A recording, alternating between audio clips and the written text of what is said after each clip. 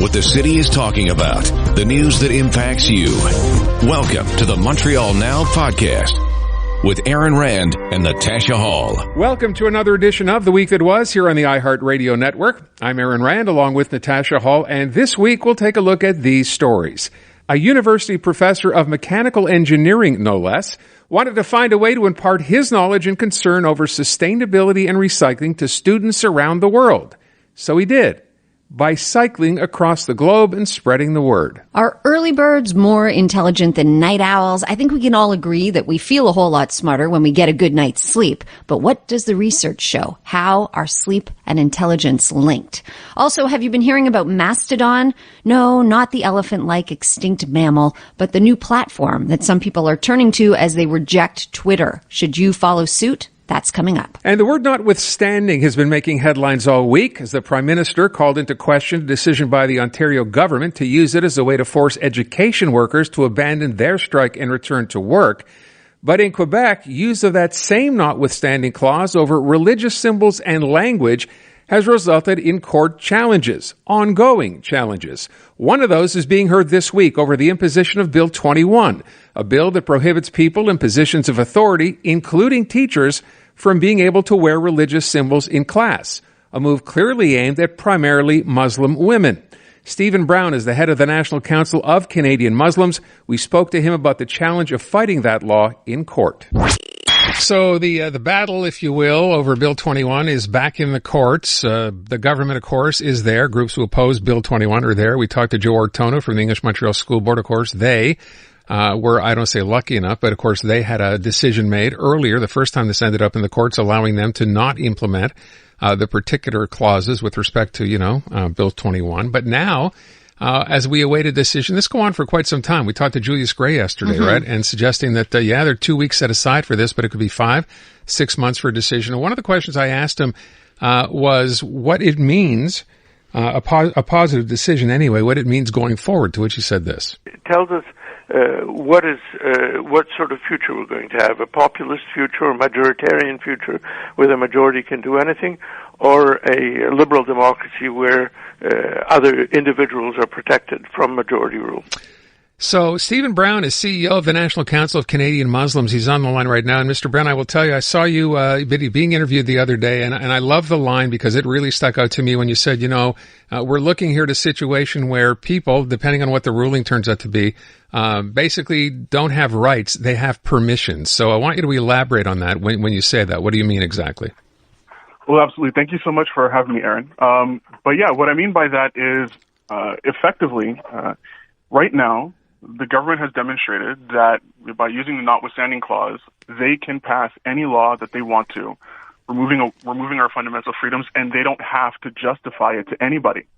So if minorities in this country can have a government strip any of their rights away, that means you don't have rights. You have permissions. Whatever the government permits you to do at any given time, well, congratulations. Be content with that. Be happy with that, because they can take away your rights from you whenever they want. As I hear you say this, I can't help but think to myself, this is not the end of the situation. This is really just, if you will, another beginning, right? This is a long process. What are you expecting or hoping will happen here? Well, the first thing we're hoping is that actually, we're hoping that the Quebec Court of Appeal actually invalidates the entirety of Bill 21, because we actually believe that we have decent arguments to make as to the unconstitutionality of the law. But I think it's very important as well that everybody in Canada that has an interest in what kind of country this is going to be. I mean, that has an interest in being a country where we have the rule of law, where we continue to be a democracy, a liberal democracy. And that goes especially for the federal government, because the federal government is Mr. Trudeau and Justice Minister Lametti are the only people that can refer this bill directly to the Supreme Court, which would actually, even if we win at the Quebec Court of Appeal, reading the tea leaves, the government of Quebec is probably going to appeal to the Supreme Court. And so at least we get a decision relatively quickly vis-a-vis the court's opinion on this. But listening to arguments in court yesterday, it was very telling, as to what the Quebec government is arguing. And it is, quite frankly, unsettling, especially if you're a minority. So how, go on, sorry. Yeah. No, I mean, sorry, you were going to say, how is it unsettling? Well, what I was going to say is that I saw you on TV I don't know if it was before you went into court or after you came out of court, but you were so passionate and so fired up. And I was wondering, was that after hearing what you'd heard inside? Like, are you feeling optimistic about all this? What was it that you heard that made you that way? Well, one, why am I so passionate about this? I think it's part of who I am. I come from an African American family. We've been here since 150 years, and I'm the first person born in the history of my family with all the rights of a Canadian citizen. When my dad was born, we still didn't have the right to go to university. And I'm the first and the last person in the history of my family with rights because of what the government has done. And when I was in court listening to the government argue its case, it was saying the courts can't even issue an opinion because the notwithstanding clause precludes you from having an opinion. The only guardian of rights is the ballot box. So basically, the ballot box that is determined by the majority is the only check and balance against tyranny of the majority against the minority. And what we've seen right now with the current government in Quebec is that for them, the malaise, the discomforts of some people are worth more than the rights of others, and this is as a function of their identity. And so if we live in a country, if what they're saying is true, if we live in a country where Section 33 of the Charter can be invoked to take away your rights and freedoms, that's really unsettling, because it's not just your right to, this is not just about the right of Muslim people or Jewish people or Sikh people to have any job they want to and practice their religion, right? Section 33 also covers things like life and liberty and security, search and seizure, detention and imprisonment, habeas corpus. So, we really have to ask ourselves, do we live in a country where we have rights or not? I will ask you, I know when we talked to Julius Grey yesterday, one of the things he mentioned, actually pointed out, was that there's so many different lawyers out. He couldn't remember a time when he'd seen that many people in court at the same time. The government is trying to uphold its position. From what you heard yesterday, at the end of the day, were you optimistic or pessimistic as to what you had heard? I was a little bit of both, but I think on the balance, I was optimistic. I felt like both sides argued their case really well, but one thing that was pretty clear was that the arguments of the people opposing Bill 21 actually made that quite clear to the court. They made it quite clear. They said, the question before you is whether or not we live in a country where we have rights and the rule of law, or whether we don't. And as to Julius Grey, well, I respect him immensely. And, for many people, yes, it's a question of in the future, are we going to have a decision by the Supreme Court of Canada that says black on white, we have a constitutional crisis on our hands, and effectively the provincial government can take away anybody's rights. But for the Muslim community and for Jewish people and for Sikh people in this province, the future is now. Yeah, because you're living it. It's been 1,237 days. There is a term that exists to describe people that have less rights than others based on their identity. It's called second-class citizenship.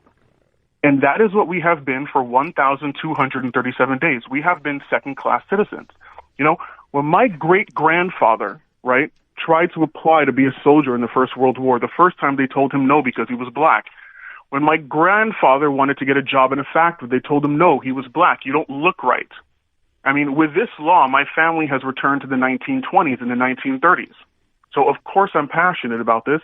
And, of course, hundreds of thousands of people across this province are passionate about this. I mean, we as an English community should also be very concerned about this. I agree. I want to ask you how you feel, Stephen, sometimes when you hear the Premier, and he uses this reference on a regular basis whenever he's challenged on this, and says that, look around, like in Europe, for example, we are much better off, much more tolerant than they are. How does that sort of register with you when he says that? I mean, I think in Canada and in North America we have a history we can be proud of where it comes to tolerance. I don't think, with all due respect, I don't think the Europeans have much to teach us about a history of tolerance. Many people who who are here, regardless of their origin, have fled Europe, and the wars of religion and the wars of the 20th century and the 19th century, in order to come to North America, where we have societies that have been built to accommodate large amounts of people from different backgrounds. So, and the other thing too is when François Legault talks about this law, it is an electorist law. I mean, when he was asked why he passed this, he says, this is what he says. He says, one, sometimes you got to give a little bit to the majority because, there are some racists out there and we don't want extremism.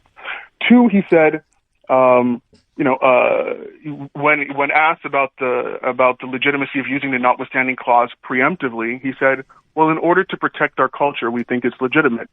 And three, when asked, he said many times the majority of Quebecers agree with this law, without mentioning to say that as of recently, there's been a decrease by 11%, and most Quebecers say that if the law was actually found to be unconstitutional, they wouldn't support it. So the real reason why he did this is because he thought it was popular. And that comes to another disturbing trend, which is, sort of the Islamophobia for some political parties and some private entities is a business model. Right? Mm-hmm. Vote for us and we'll protect you from them, right? These people are kind of dangerous and we'll tell you exactly what to be worried about right after this commercial break. Mm. And when you do that for 15 or 20 years, and then you ask yourself, why are we starting to pass laws taking away people's fundamental rights and freedoms, and then showing up in court and saying to judges, you have no right to question me. I'm the government. If I want to take away people's rights, I can do it. As a country, we have to ask ourselves some serious questions, right? I mean, if that is true, mm-hmm. then the only thing separating us from a complete collapse of the rule of law and the society we live in now are social norms, which anybody watching what's going on in the world right now, our neighbors to the south are experiencing this, are changing. So the people who are our elected officials, right, no longer have the luxury of waxing and waning about this and talking about this and in esoteric terms. No, we have a real problem on our hands. Do we live in a country where people have rights or not? Are we the democracy that we believe that we are or not?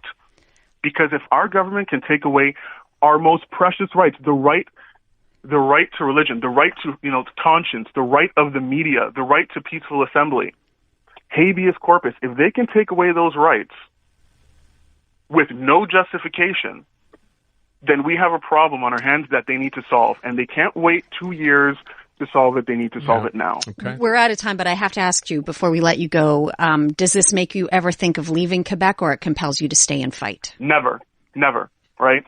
I am a Quebecer. My family, we are Quebecers. I've gone all over the world, and the only place where I feel at home is Montreal. Here. This is our home. We live here.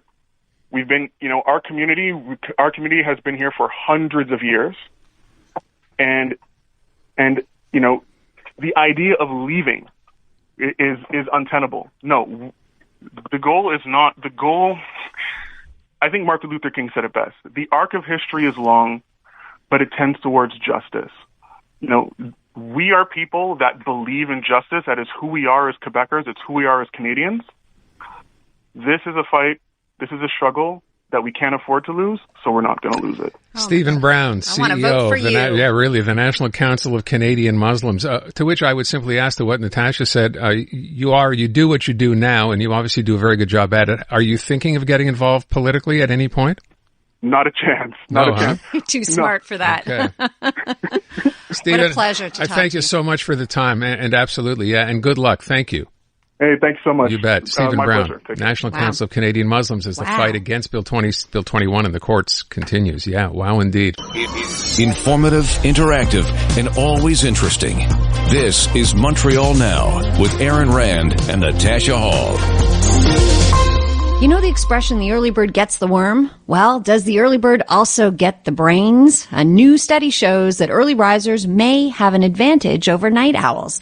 Of course, there's a whole lot that goes into determining that, and for sure, we all benefit from a good night's sleep. So how are sleep and intelligence linked? Our next guest, a sleep expert, explains. Look, we have talked sleep and how important it is, and I think most people got that message quite a while ago, right? It is important. I keep telling you that's 7 to 9 hours, very important for you, especially as you continue to get older.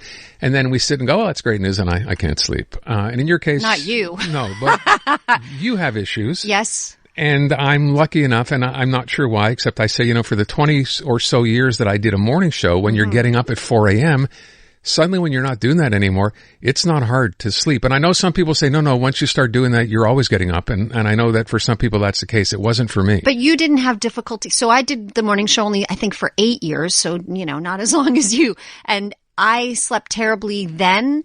I sleep terribly now. And I think becoming a mom played a big role, but you didn't sleep terribly while you were waking up. No, I didn't sleep enough, but I didn't sleep badly. So there's a difference there, right? Sleeper. Yeah. I'm not jealous at all, by the way. Unless you can count 4.5 or 5 hours of sleep is, really good, but that went on for a long time. But I kind of, bring this up because the next guest we have here is a gentleman by the name of Dr. Aaron Gibbings. He is a postdoctoral fellow at the Sleep Research Laboratory and School of Psychology at the University of Ottawa. And this ties into a new study that actually found that, wait for it, verbal intelligence may be more prominent in early birds than night owls, depending on your sleeping pattern. We want to know more because we talk sleep a lot. Dr. Gibbings, thanks for being with us. Thanks so much for having me. I appreciate the opportunity. So I want to first ask, because Natasha, is saying, look, I'm not a great sleeper to begin with. How much of this has to do with the quantity of sleep you get versus the quality of sleep? I mean, those are two different things, right? And they're a little bit independent of each other sometimes. I mean, you can get the best quality of sleep, and if it's too short, you're going to end up being tired.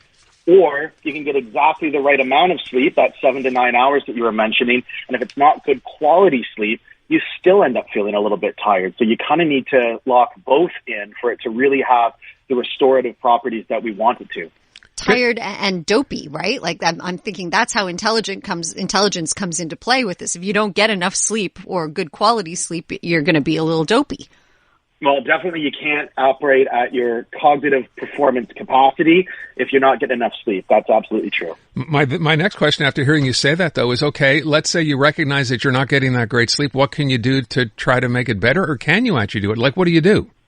For sure. I mean, there's a few tips that I could give you. I'll just give you one or two here. But, getting in a really good night routine, so you have the things that you normally do, you stay away from the screens, you stay away from that blue light that we know, that's really important. It lets your body wind down and kind of signals to it that it's time to go to bed.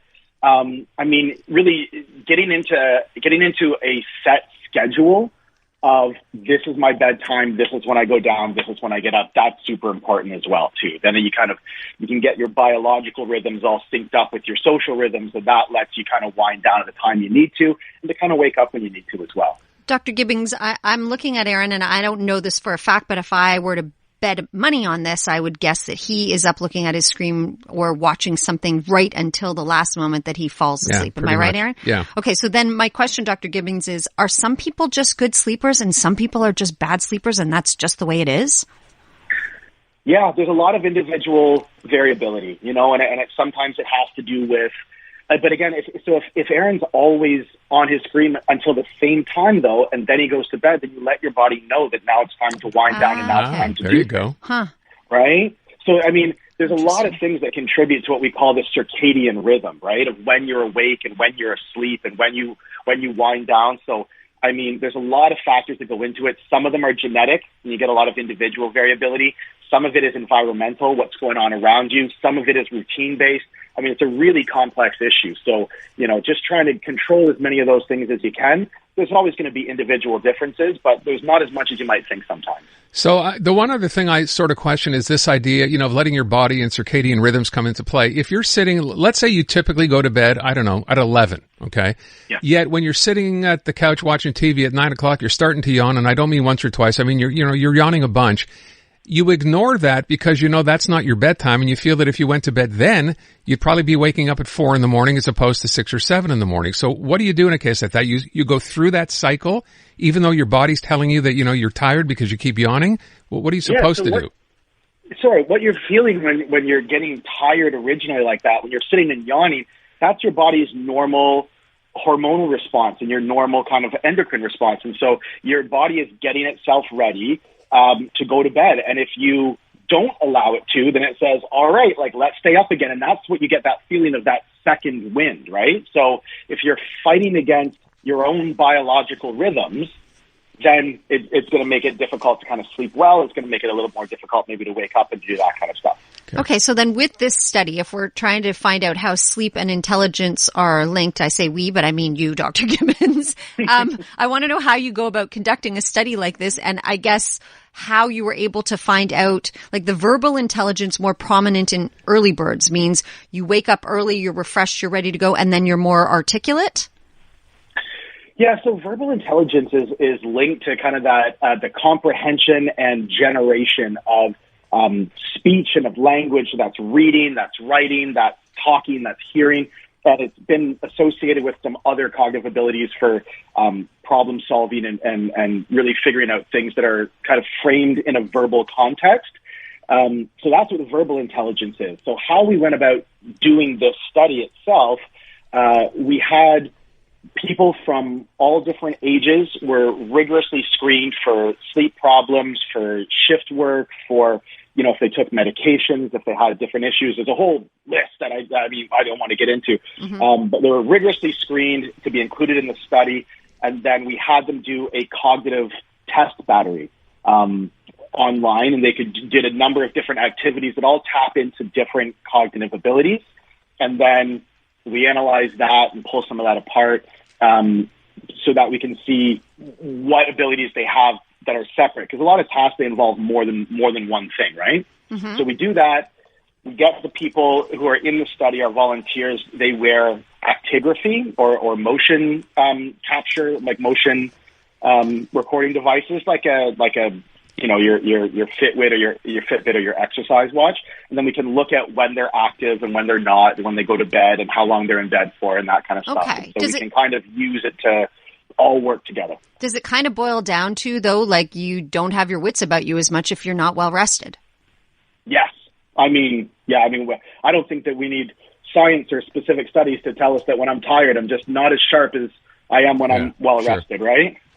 Yeah, that kind of goes without saying. I wonder if this becomes chronic, right? And you're just a bad sleeper.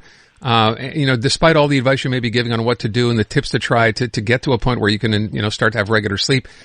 Is there some point where you're supposed to sort of just decide, look, I better do something about this. I need help. And where would you go? That's a great question. I think the first place that I would go if I really had a problem and I really felt that my sleep was holding me back or my lack of sleep was holding me back, I'd go talk to my doctor, my medical care provider, and then they have much better idea of the resources or the clinical side of things that you might have access to in your area. Okay. That's at a serious point where you're now dealing with. Have you ever thought of that, by the way? I'm going to talk to a doctor about that? I mean, I have sort of in a passive kind of way. I always feel like I can fix the problem myself, but clearly after this many years, it's time for me to find, you know, some professional help on that front. Yeah. I have my tricks. And I think, you know, I'll get some good night's sleep. And so then I'm ever hopeful that they're all going to be good. You know, maybe I can ask you that too, Dr. Gibbings. Why is that? Why, like, some nights I sleep like a baby, as they say, and then other nights just absolutely forget it. And is that linked to routine, perhaps? Like you said, if I'm maintaining the routine, then I'm in that wind down mode, and I'll be, you know, not guaranteed, but more likely to get a good night's rest. You know, there's a lot of environmental and social factors as well that play a role in it. So, I mean, having a routine is just one part of many things you can do. But I mean, things like stress during the day, you know, is it school? Is it work? Is it taxes? Are you running around getting your kids to places? Like, are you stressed out while you're doing all this stuff? That all plays a part in it as well. I mean, are you, and not you specifically, but, you know, when you drink, you should avoid alcohol or caffeinated beverages kind of too early or too late. Nicotine is a problem. So there's a lot of like stimulants as well that are in our diet normally. And some people say, oh, I'm going to, you know, I'll have a drink to relax and I'll go to sleep and it'll make me feel so much better. But then you need that to wind down. But then alcohol adversely affects the quality of sleep that we get. So sometimes people think that they're, you know, doing something to help themselves fall asleep, but it's actually hindering the quality of sleep that they get once they fall asleep. Do you know what I mean? So there's so many factors that I think it's tough to diagnose over the phone without having met you. You're trying to get a free session. And here, then I'm thinking, and then there's people like you who can do whatever the heck you want, and you're pretty much always going to get a good night's sleep. Sorry. I know. I can't apologize for that. I'm lucky now, but I wasn't for 20 years. Dr. Gibbings, go ahead. I mean, diet, exercise, right? All that stuff helps, kind of limiting the things, but there's all kinds of literature out there as well. I think it's fair to say there's still so much we don't know, isn't there, about sleep, and we still keep trying to find out? Oh, barely scratched the surface. Yeah. Anytime we're talking about how the brain works and what it needs and what it does, we're only just scratching the surface of it, I think. Dr. Aaron Gibbings, thanks so much for your time. Appreciate it. Thank you so much for having me. Yeah, there you go. I will point out, by the way, to people who don't know, right? So we have coffee here at the radio station, and what's your rule for when you will have not have a cup after? Well, I've pushed it a little bit now, but usually 2:00 is my cutoff. You move that to 2:30? It's more like 3 now, but Oh, because you're worried that if you have a cup of coffee later than 2:30 or 3 in the afternoon, it's going to keep you up at night. And it does. It's unbelievable. Which you don't believe me, but it's... No, I'm sure it does. It's unbelievable to me that, 8 hours from now, it's still okay. Yeah, but that's the way it is. And then you have a cup of coffee at like 4:30 and I'm begrudging and jealous and I want one and... And you can't have one. Asking questions, looking for answers. Here's more of Montreal Now with Aaron Rand and Natasha Hall. His mission is simple and important: to inform students around the world about the critical need to understand and deal with sustainability and recycling. And he decided that the most direct way to do it as a university professor was to practice what he preaches. So what did he do? He headed out on a 400-day, 20,000-kilometer bike tour around the world. Larry Lessard is on a mission. We reached him along the way in Turkey. So a mechanical engineering professor from McGill is on a year-long sabbatical, but instead of using it to unwind or work on other projects, get this, he is doing a 400-day, 200,000-kilometer bike tour around the world. Now, along the way, he stops to lecture at universities about sustainability and recycling, and right now he's in Turkey, and that is where we catch up with Larry Lessard on the phone. Hello, Larry. Hello, how are you? And let's make that 20,000 kilometers. 200,000 would be like 10 times around the world. You're going to the moon, I believe. We're not cycling to the moon? Our mistake. Thank you for correcting that. Well, then let's start right there. How many of the 20,000 kilometers or of the 400 days have you completed so far? Well, today is a milestone day because I just passed 10,000 kilometers. And I celebrated in front of the Trojan horse statue in Turkey. So very momentous occasion for me. How tired are you? Congrats. I was tired the first week. The first week was tough, and I was thinking, this whole thing is going to be a mistake. But my body adapted, and now I'm never tired. I'm just like a performing cycling robot, and all is going well. Can you take us back to the beginning, first of all, on you making this decision, and just because, that's kind of out of the box, isn't it? Well, my research is on recycling of materials, and I wanted to go at first to 3 different universities to, further my knowledge in recycling. But then I thought, well, why don't I bike in between and make it a zero carbon journey, and it would fit in with the theme of what I'm doing. And then the idea just kind of expanded, and so now I've been to 13 universities and a few embassies, and it's just kind of growing, this project. You ever coming home? In the physical sense, I will, but I don't think I'll ever be the same after this journey. So I may just quit my job and become a professional travel blogger. Who knows? Now, I know you're kidding when you say that, right? Don't tell that to my boss at McGill. No, everyone at McGill, he's kidding. He's coming home. He will resume his work at McGill as a professor. But how do you think this journey will have changed you? Obviously the travel lust for sure, but beyond that, how will this journey have changed you? Well, why am I on this journey in the first place? Mm-hmm. So maybe I'm looking for the meaning of life or something like that. So feeling a bit lost, at the same time, and wanting to do something good for my soul. And, I hope it works, and I'll come back forever changed. Wow. So that's a pretty spiritual answer. Yeah. And I'm wondering, though, so you begin this thing and off you go. Now you're 10,000 kilometers into it, so you're basically, halfway there. Does it feel the same way it did as when you started? I mean, if you reached that sort of point of nirvana, you said you're kind of like a robot now, but is this everything you thought it would be? Well, I already mentioned that I thought physically it would be really difficult. I'm 62 years old, but that hasn't been a problem except for the first few weeks. And mental challenges are a little more difficult, I would say, because you have to keep going all the time. And, there might be some mornings where I just rather just stay on the beach or something, but I just keep going. So the mental challenges, I would say are more challenging than the physical. How interesting. Okay, we've only got about a minute left, but I'd love for you to tell us a little bit about why spreading the word about sustainability and recycling is so important to you, and if you think that message is being received. Well, it is being received. I'm getting good results in all the presentations that I do. I'm finding out that a lot of people are actually really interested, and from simple people that I meet on the street, and academics and government people. So this is probably where the future takes us, is like all of these people have to work together, politicians, industry, academia, and just everyday people all have to do their part for the environment. And it's quite heartwarming for me to see all this going on all over the world. Wow, we're sitting here kind of shaking our heads going, this is a pretty amazing journey, and as I said, you're only about halfway done. Where's the next stop for you?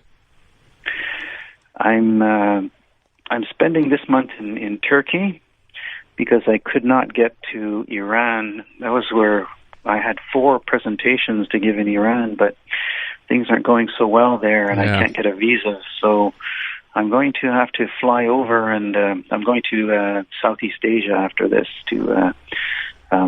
so it's also important to learn about, recycling and what they're doing in less developed countries. So Thailand, Cambodia, Vietnam, Laos, and see what's going on over there. What an amazing journey. We'll check in with you again. Absolutely. Yeah. Wish you all the best. Thanks so much for taking some time out, and enjoy Turkey. It's a lovely country.